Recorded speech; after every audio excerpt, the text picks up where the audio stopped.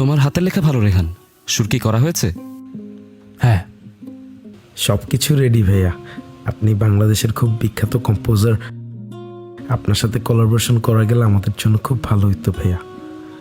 আসলে দেখো, আমি নিজের মতো কাজ করতে পছন্দ করি। হ্যাঁ, সো এখানে লিরিক্যালি কিছু চেঞ্জেস করতে হবে, কিছু সুর চেঞ্জ করতে হবে, হয়তো টেপো এদিক ওদিক করতে হতে পারে। সো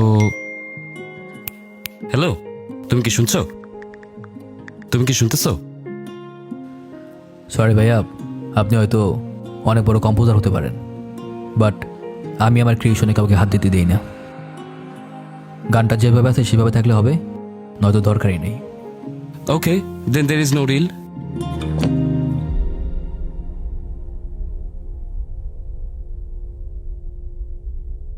ভাইয়া আমি এক্সট্রিমলি সরি ভাইয়া। না না, ভাইয়া কিছু মনে করেন না, আসলে আমি এক্সট্রিমলি সরি ভাইয়া। ঠিক আছে, চলে যাচ্ছি।